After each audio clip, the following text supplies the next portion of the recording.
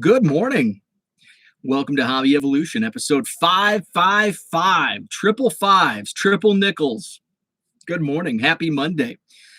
Welcome to Hobby Evolution. This is Madison Card Show week. Herman going to be in the house. The countdown has begun. What is up? Victor's coming to his first show in years. That is so cool. Making a list of what I need to buy. I love it. Gonna have vendors with if you want pre-war. I've got a couple vendors that deal in that. A lot of guys have modern stuff. Gonna be a little bit of everything. Gonna be a fun time. Dan, what is up? Zach's with us. So before I talk cards, I want to talk about something that's trending on Twitter, non-card related. Although I think I do have a card of him. A rookie card, if you will, of the king of comedy in my eyes, Mr. Steve Martin, a comedic genius, probably my favorite comedian of all time. Ironically, I was listing cards, so I guess there is kind of a tie-in with cards. I was doing my file exchange yesterday. I added about 250 more cards to the eBay store yesterday afternoon and last night. And I always like having something in the background. Earlier in the day, I had the White Sox. The Cubs was under a delay, so I had the White Sox broadcast on. I love Jason Benetti and Steve Stone. Great tandem. Both are, not only are they great broadcasters, but they have amazing chemistry together. I'm very jealous of the White Sox broadcasters. I do love Pat Hughes, the Cubs radio broadcast, play-by-play. He's my favorite broadcaster. And I like his chemistry with Ron Coomer. But I don't really care for Boog Shambi. Maybe he's still new to me. Part of me that doesn't like is that he still does some national stuff that takes him away from the Cubs booth. I don't like that. I was a big Len Casper fan. And Jim DeShays has grown on me. But I think the White Sox TV and radio, and I tweeted this out, they have the best broadcasters in baseball, in my opinion. Dan's got the first like. Hit that like button if you haven't already. I appreciate that. Jenny's with us. Shaw Cards. Dan agrees with that sentiment. So back to Steve Martin. So I like to have something on in the background as I'm listing. Sometimes it's mindless. So speaking of mindless, I went to, I think it was Peacock, because every once in a while, usually I'll watch, if I go to Peacock, I'll watch WWE stuff, old pay-per-views and old wrestling. But I went to Peacock and I'm like, I'm not really in a wrestling mood. I want to have something on in the background that's a little different. So I was just kind of perusing the homepage on the Peacock app on the web. And all of a sudden it came up some movies. Probably my favorite movie of all time. A cinematic classic. No, not Howard the Duck. The Jerk, starring Steve Martin from 1978, 79? I think 79. One of my favorite movies of all time. I still laugh. I've seen it 200 times, and I still laugh at certain scenes. And there's many of them. The Patty Job line gets me every time when he's going to make more money because Patty promises him you fill in the blanks. When he's laying in bed and he's going through, it feels like we've only known each other for 6 days, but it feels like it's been 8 days and 12 hours and 30 seconds. That whole line, that kills me. There's so many lines. The Jerk is just a classic. He hates these cans. The Phone Book. There's so many lines. I love Steve Martin. I love The Jerk. Steve Martin is trending, though, because some people don't love him in his comedic genius. They want to cancel him over a 45-year-old Saturday Night Live skit, the King Tut song, which is hilarious. And you have to know the background. I mean, and that's where I'm going to get on a soapbox about comedy, where everybody's become, not everybody, people have become so sensitive to this. Just let it go. Like, there's certain things, yes, that should be even 45 years. It's getting away with murder, not okay after 45 years. Canceling somebody over a comedy bit 45 years later that was appropriate at the time, get the hell out of here. That's stupid. Spend your time worrying about something else. I hate cancel culture. I freaking hate it. And now our beloved Steve Martin is getting thrown into this cancel culture because of an amazing, hilarious skit about King Tut. So that really annoyed me. And it was, the timing was surreal because I was watching The Jerk and doing my file exchange, and then like an hour later I'm on the couch and it's like Steve Martin's trending, and I'm like, I hope he's not dead. And all of a sudden it's because of this, like, King, that skit came out 45 years ago. What the hell are people, why are people, do we have too much time on our hands? I think so. I spend an hour every morning just talking about what other people are talking about. Maybe we do have too much time on our hands. It's, speaking of hands, it's getting out of hand. This crap is getting out of hand. So that's my soapbox for the day. Don't cancel Steve Martin. He's a gem. And there was, I saw a tweet and I was just kind of going through, I clicked on Steve Martin just to read through it.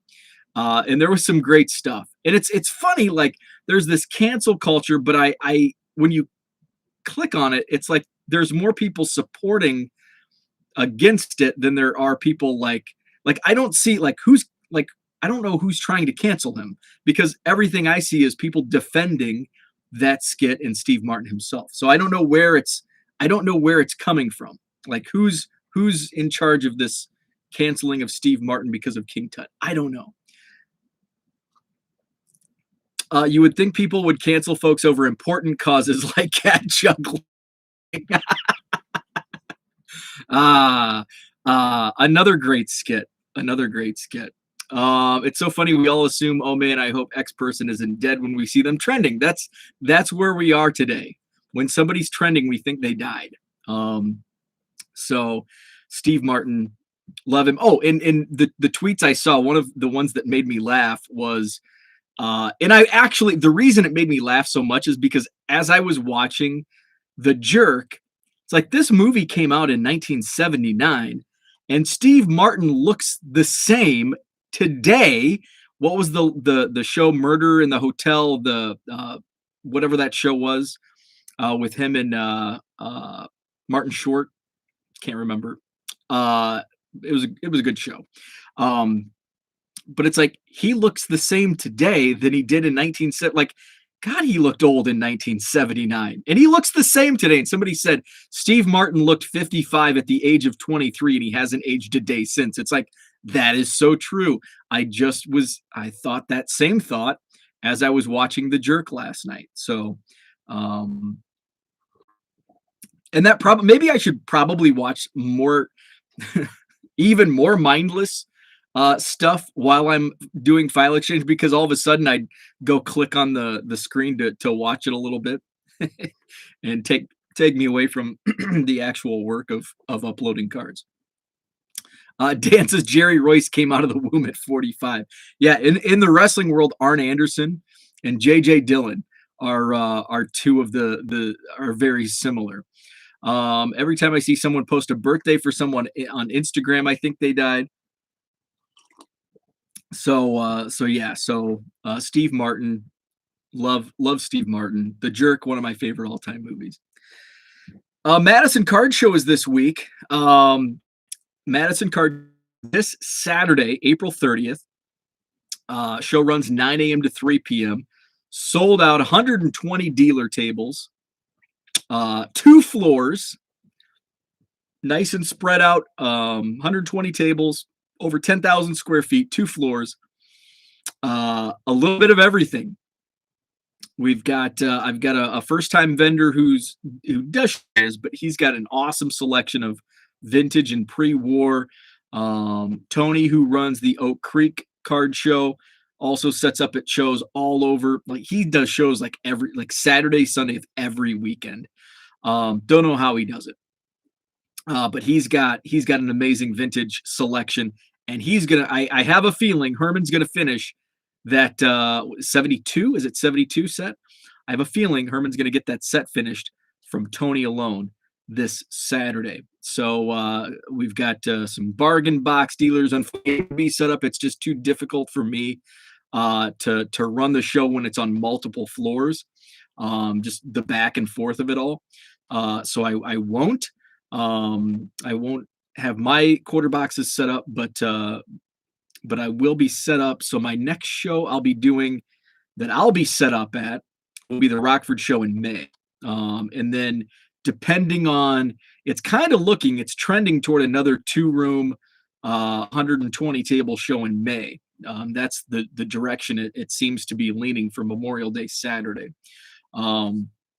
Wish I could record Herman leaving his house until after takeoff.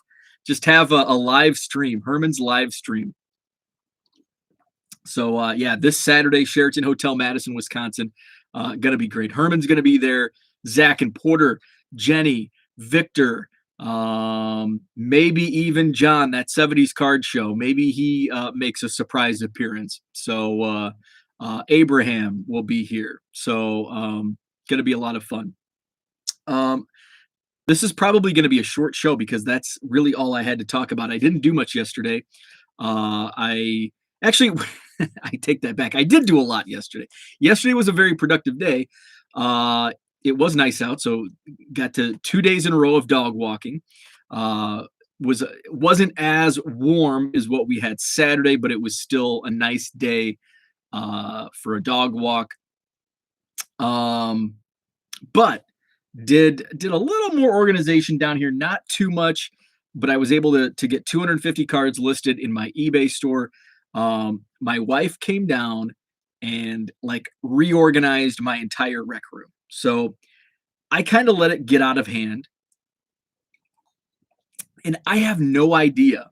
How to like stage. That's the real estate, and she's a good stager. She has the eye for decor. I even said, I just stopped and I'm like, your eye for decorating is a gift. Because it was amazing. I should have been like taking video of her in action, because I have on one of my shelves, and this is why I let it get out of hand. I have a lot of can you see? Are you surprised? I have a lot of stuff. And it's like, if you have a lot of stuff, you don't have to display everything. And I think that's what, when we think of man caves, I see so many man caves that are just like, you try to slam as much crap as you can in the room to display every little trinket and card and toy and everything else. And I used to be like that, and I've trended to a more simplistic decorating style. And I think that's thanks to my wife, because once she kind of turned me on to that style in my rec room, it's like, I really like this. I like this because it looks like it's a living room. It looks like it's a rec room, living room, but yet it also displays a lot of my stuff at the same time. And you can tell, okay, this guy's a Cubs fan. He likes baseball. So one of my shelves, I let it get out of hand, bobbleheads, and then I had just various, like if I got a new card, like if I bought a new tobacco card, I just put it on the shelf.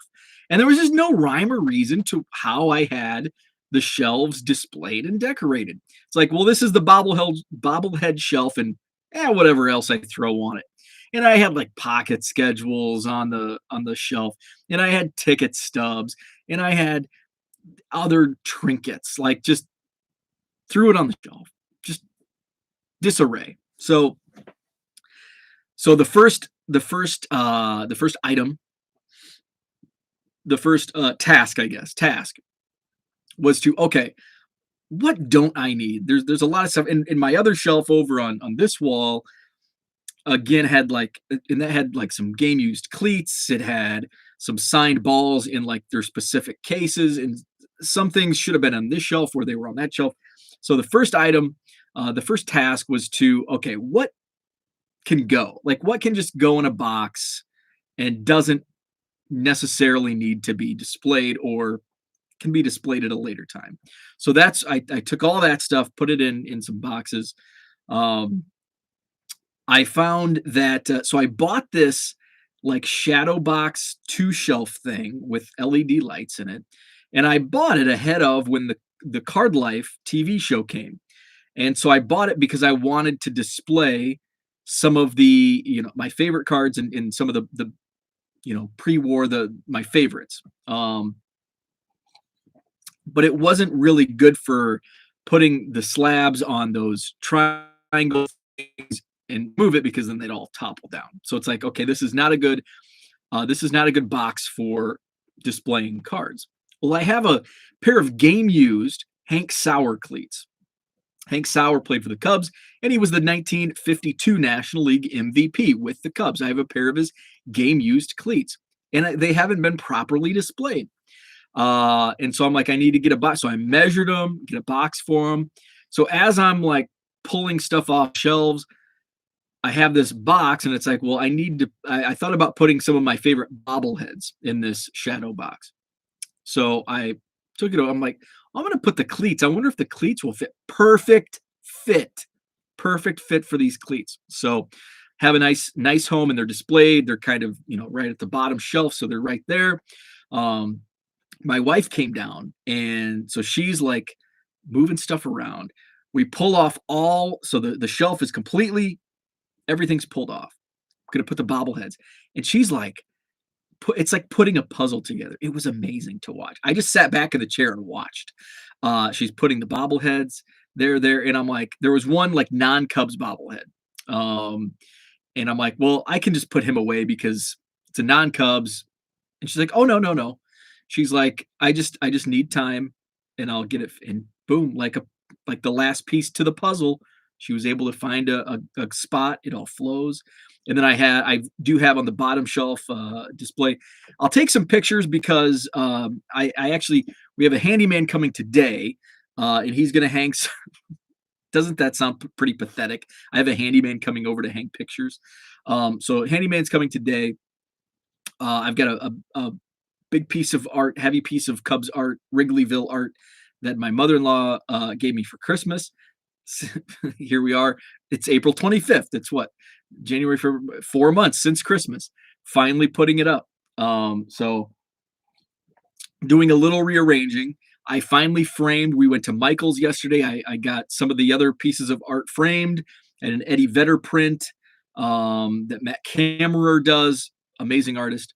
And Pedro Strop that Austin Plock did. And then I actually, it was at a Pedro Strop event at Club 400, and I had Pedro sign the print. So I got that framed up. And then there was one other, the F dot, which was, I bought last year, and it's still been, I didn't even open the poster tube. It was just sitting there. It's like, I'll get to it eventually. So got that framed as well. So 3 or 4 things going up, and then moved some things around. So I'll take some pictures. So the rec room is looking good for my special guest, Mr. 3B Collection himself, Herman Bryant, who will be traveling by plane for the first time ever this Friday. Can't wait to meet Herman. Can't wait to meet Jenny. Can't wait to meet Victor. Can't wait to see Zach and Porter again.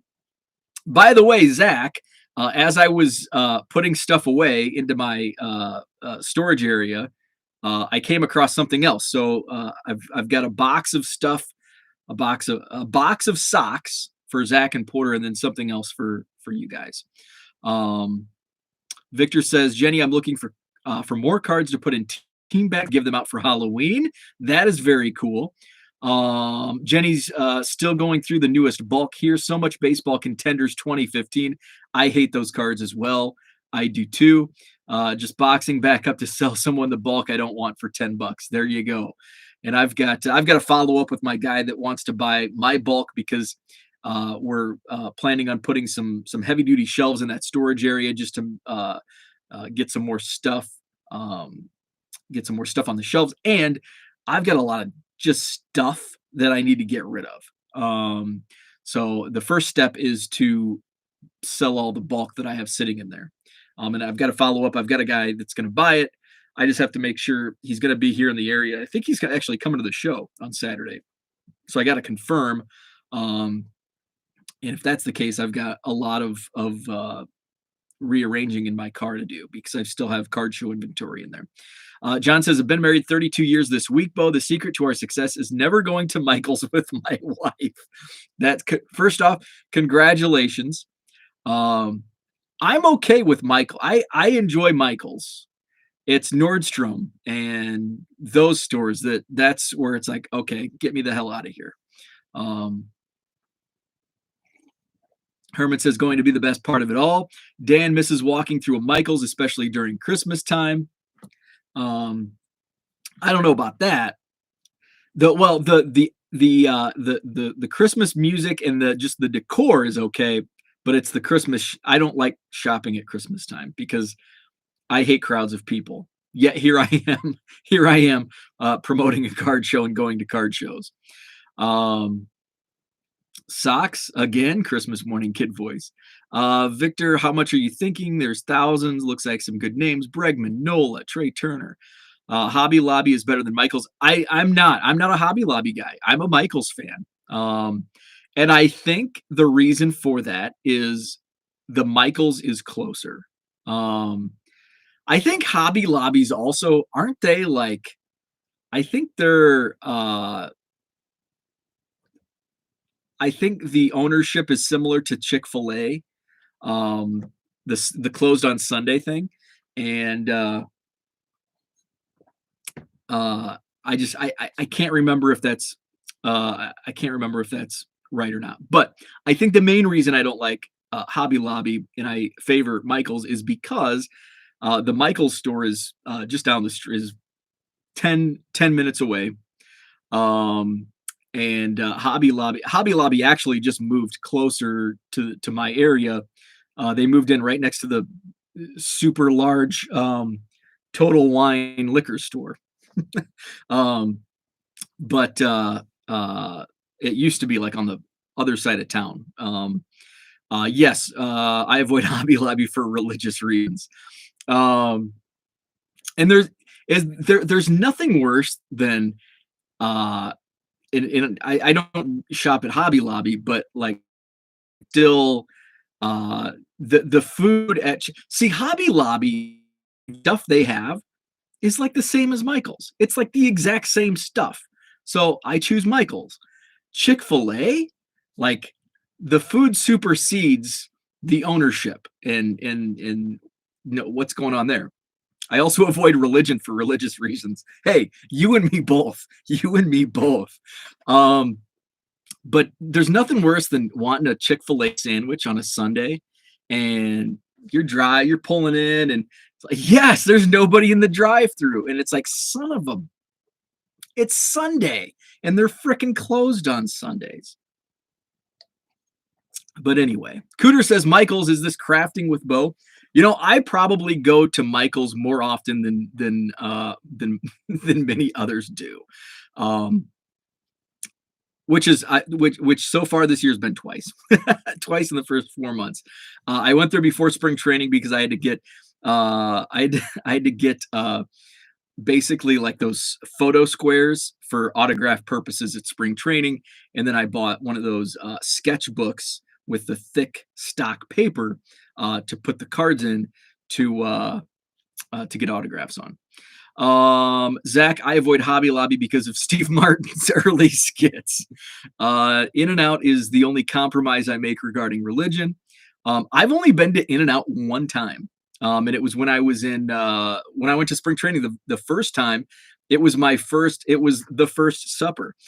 It was the first meal I had at spring training 3 years ago. And it was there was an In-N-Out right next to the in Surprise, next to the Rangers Royals complex. And I landed and I landed, picked up my rental car and drove straight to Surprise from the airport because the Cubs were playing the Rangers that day.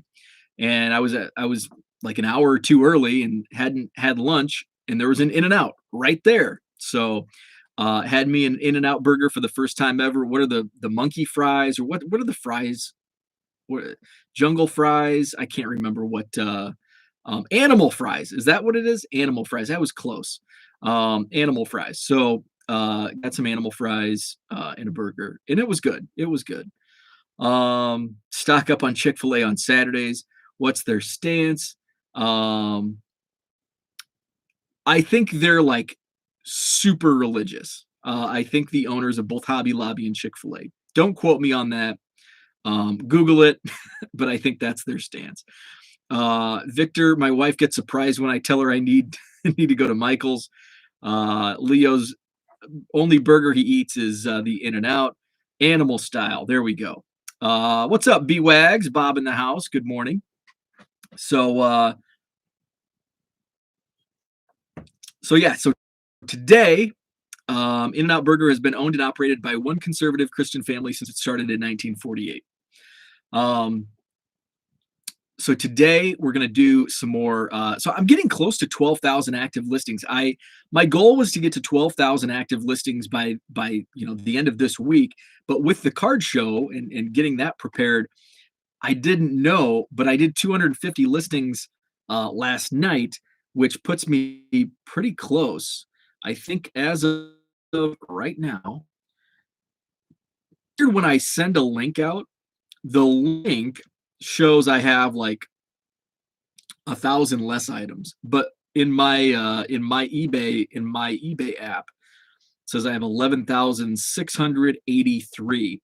So I think if I can get another 200, do another 250 today, that gets me close. Another 250 tomorrow should put me above 12,000, and then kind of hang back as I get prepared for the show. So now I think with my organization, how much I'm streamlining things. My original goal was 50,000 by October 15th. I've realized 6 months in that's not gonna happen. Not as realistic as I once thought. Then I'm like, I think I'll be lucky to get 20,000. So then I moved 20,000, but I'm moving the goalpost again. I want to have 20,000 active listings in my eBay store by July 1st. And I think by doing 1,000 listings per week, which is very, very doable. In fact, I can probably get to 1,500 to 2,000 per week if I really hammer down and keep on top of things. So right now I'm going to keep it, and I may move that goalpost again. Maybe it's June. Maybe if I really hum along, I'll push that 20,000 goal to June 1st. But right now, June 1st is only. Can you believe June 1st is just over like 5 weeks away? I cannot believe that. Although the days are getting long, you can really tell the days are getting longer. I enjoy that part. It's like 8:30 and it's still semi-light out. So 20,000 active listings by July 1st is the current goal. Hobby Lobby is based here in OKC. The first store was amazing. It was actually a hobby store. Now you can't catch me dead in one of their stores for many reasons. Interesting. I did not realize it was a hobby store. So it's not just a name. Just found a Matt Chapman First Bowman Chrome. Could have sold that easy a couple months ago. That 70 show says, I know they also print Bible verses on their products. With that said, that family is just enough of a train wreck to gain my forgiveness. Plus, there's no better fast food than In-N-Out. See, I've only had In-N-Out once, so I can't really judge. And I was on a flight. I was up early. I probably hadn't eaten in several hours. So I can't truly judge In-N-Out. But I'm trying to think of what's my Popeyes is like my go-to fast food. And their chicken sandwich, I did not have it despite being a huge Popeyes fan. It's a good thing. Popeyes is kind of on the other side. It's actually like central Madison. And so it keeps me from going there too often. But I finally had their chicken sandwich, and oh my God, it's amazing. So Popeyes is one of my go-tos. Chick-fil-A is one of my favorites. Burger King, I'm a big Burger King fan. Man, I lived off the Burger King dollar menu back in college. I don't think they even have, I don't think probably any fast food chain has a dollar menu anymore. Damn inflation. Um, but I do enjoy a Burger King every once in a while. We have Culver's here in the Midwest. The Butter Burgers are good. What else do we have? I was big on Five Guys early on, and then I think what ruined it was they put one up right across the street from my office. I went there once and never went back. I haven't been to a Five Guys in 6 years, probably 7 years. And I was like that was like Christmas morning for me when they were putting up a Five Guys, and I go there once and it's like, eh. Oh, they just put a Portillo's, which actually is nearby. It's in the same. It's basically at the end of the parking lot for Hobby Lobby in the liquor store, and I haven't been there. I don't know if I've ever had. I think I've had Portillo's maybe once. Dan's probably like cursing at me, screaming at me, not believing that I've only had Portillo. We have a Chipotle nearby that I never go to. I'm not a Chipotle fan. Um, I do want to go to Portillo's just to try to remember if it was good because everybody raves about Portillo's. Victor's a KFC fan. I used to be a big KFC fan, and then Popeyes. I turned on KFC and went Popeyes. Freddy's is a great chain. Burgers, fries, frozen custard. I've never had a Freddy's. Shake Shack, number one, overrated. I don't think I've ever had Shake Shack. Maybe once. Do you think these places ask interviewees if they are Christian, regardless if legal or not? I don't know. I don't know. They probably don't come out and ask, but I'm sure they, especially now with Facebook, they can probably just screen your social media and go about it that way. I actually, so speaking of interviews and legality, so I interviewed and I went back to school in my late I finished my schooling in my late 20s, early 30s, and went back to business school, and ended up in somehow just gravitated into the transportation industry, and so that's where like all of my job interviews were with transportation companies, and so it came down to the company that I ended up working for 7.5 years, in another company. And so the other company, I had my initial interview was in Bloomington, Illinois, and interviewed there. And then they called me back for an interview with their regional office in the Indianapolis area. So I went to the Indianapolis, and it was a super like hip atmosphere. Like it was like, what's the like not new age, but just very contemporary. Is it contemporary? I don't know, but very like colorful office, like all open windows, like music, hip music. Um, they hired very attractive people. It was almost like I watched the Abercrombie and Fitch documentary last night, which, it was okay, but it was kind of like that's the thing they were going for. So the regional vice president or whoever I interviewed with, and so one of the questions he asks me, and we're just having a casual interview, and he goes, "Are you married?" And then he goes, before I even answered, he goes, "I don't think legally I can ask that, but we don't have an HR department." And I'm like, oh my God. And then he talked about, and this is like the regional vice president, and it testing me to see how I react to, um, questions like that or comments, because he talked about how he graduated college, and at his college graduation ceremony, the valedictorian, is it valedictorian in college? I never got that close. Whoever was giving the speech, the class president, whatever, was up on stage giving the speech, and he says, "Oh, I was so stoned, I was high as a kite, and I thought I should be giving that speech." And I just kind of laugh. Who am I to judge? So that was kind of when I was debating, and then they also like when I was not committing, I did like a third interview. Yeah, I went back. I did a third interview, which was like kind of a in the field shadowing type of interview. And we're driving back, and the guy that I interviewed with the first and then the third, not the guy that asked me if I was married. Um, he he's like trying to get me to. He's like, we've got this offer on the table, and I'm like, well, I'm going back up to Wisconsin to do another interview, and I'm not making any decisions. And then all of a sudden he ups the offer. He ups the salary offer 20, trying to do the math here, 25%, 25 to 30%. Just like that. And it's like, then that's when I'm like, okay, I think I don't know if this is the right fit for me. And I'm glad I turned them down and took the job, even though I didn't like the job that I took. I still stuck through it for 7.5 years, and here we are today. Because if I would have taken that other job, I wouldn't be here. And who knows if I would have got back into the card hobby. Dan does miss Portillo's. My son likes it so much he wants to be a Freddy's franchisee. That's awesome. Freddy's is nationwide except Northeast. Interesting. I don't think we have any around here.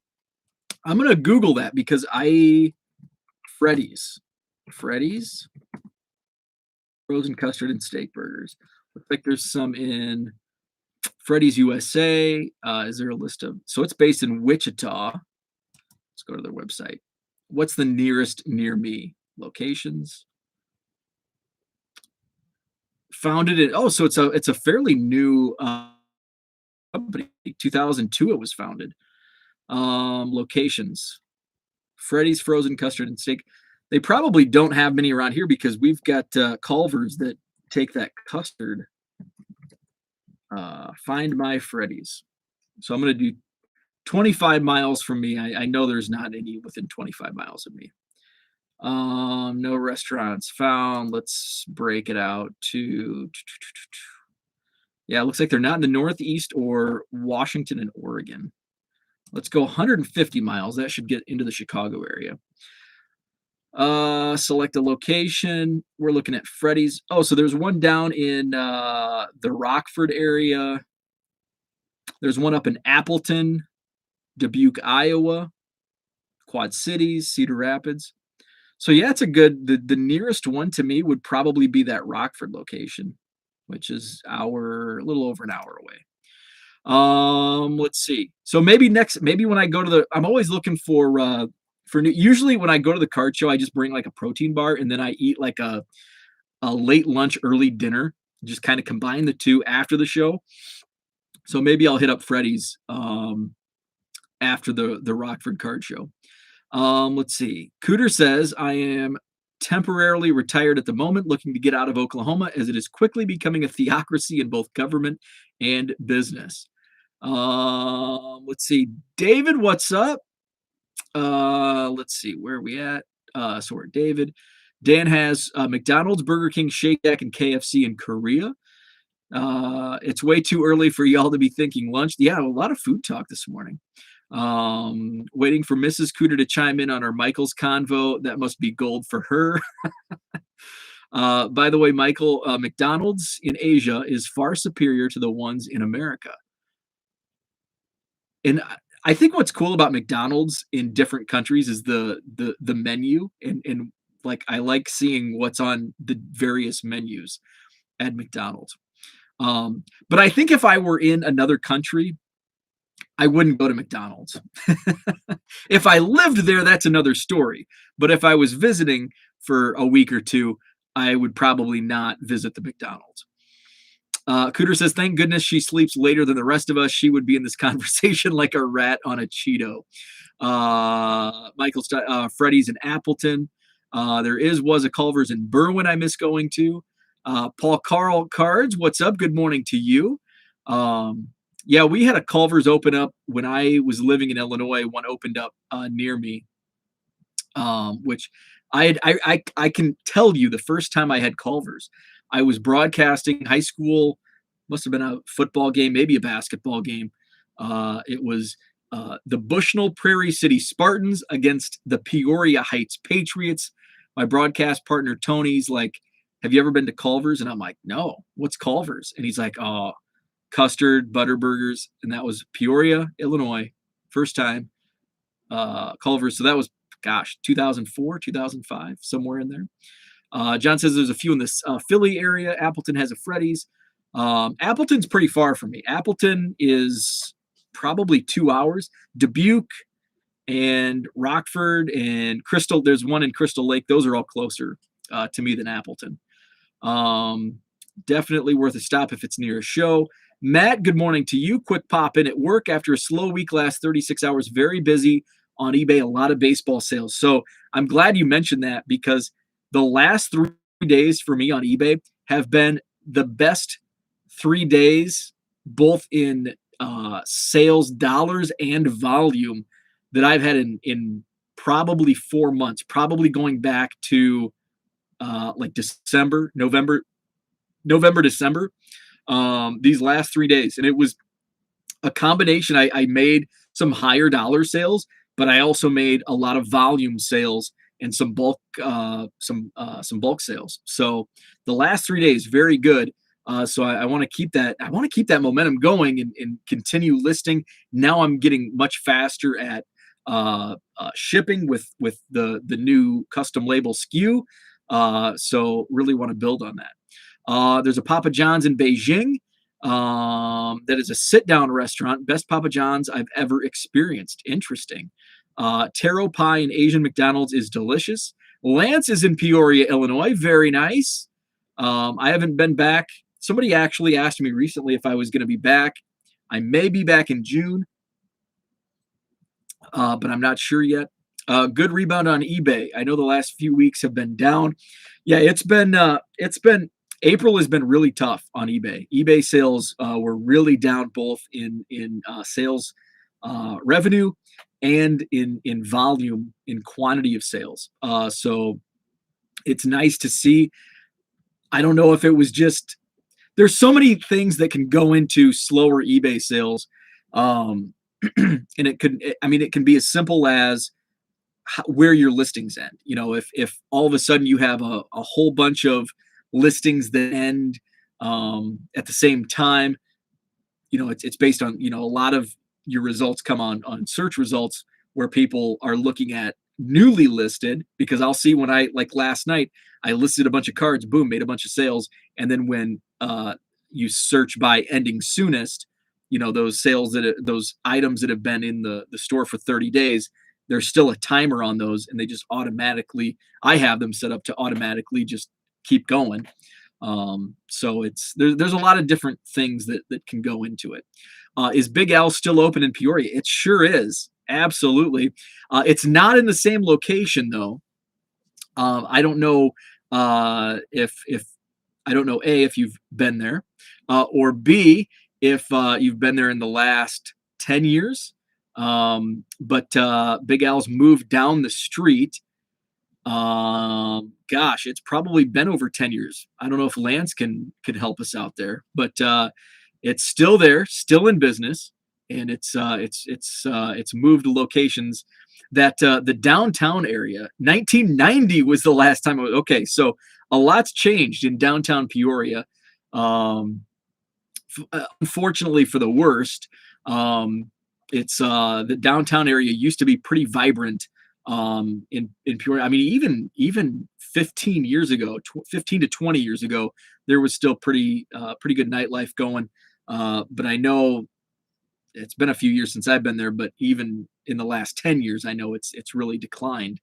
But yeah, they where the old Big Al's, I believe they put the Pier Marquette, which was the very old, I don't know if opulent is the right word, but a very old classic hotel there on the corner.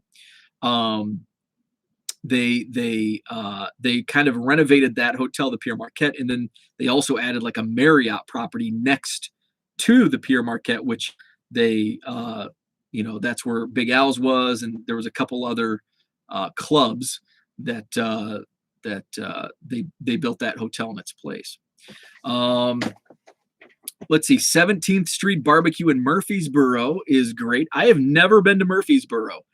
I used to live 3 blocks away. I may have driven through there, but I've never stopped. And I'm familiar. I have a friend that's from Murfreesboro. What's up, Dystemic? Bo, you need to stop listing Giants so I can stop buying. If not, we're both going to be in Dutch with Mrs. Cooter. That's awesome. And thank you very much. I saw that order pop across, and holy cow. Where do you rank Vito's? Vito's was very good. I just had like the margarita pizza. But it was definitely good. I don't know where I have a hard time ranking stuff. But it was good. Lance says, yep, it's by the Civic Center. Dan, a guy I knew at EIU, was from Peoria and called it the armpit of America. Yeah, and I mean, you could probably say that about any mid-range city. Like Peoria is kind of bad. Springfield, I mean, even though it's the state capital, it's then Rockford. I mean, it's kind of like, I think every city, you could really, you could say that about a mini cities. Last time I was in Peoria, it was 1994 with Janet Jackson. No Big Al's on that trip. 1994. Very nice. Lance says, yeah, it has changed a lot. Have you been to the new Dozer Chief ballpark? So I actually worked for the Peoria Chiefs in 2012. So I don't know if I've actually been to a game since. Well, yeah, I because I still lived in Macomb for a couple of years. But yeah, I was, it was actually, I think it was an unnamed field at that time when I worked there in 2012. It had previously been O'Brien Field. And I think the year I worked there, it was still in transition. I don't think it became Dozer Park until the last few years. But I mean, it's an awesome minor league ballpark. And I like, what's the Irish place, the Irish bar restaurant down the street? Is it Houlihan's? What's the place down by the river? And unfortunately I didn't discover that bar until I worked in 2012. Like, I had been going to Chiefs games, for Kelleher's. Thank you, Kelleher's. Love that place. And we'd always just go downtown to, what was Sully's was a big spot. Loved Sully's. I hated it when they closed. And then there were some other bars. It seemed like they changed ownership and names all the time. But Sully's was my spot. Sully's was actually still open in 2012 when I was working there, because I remember going there a few times.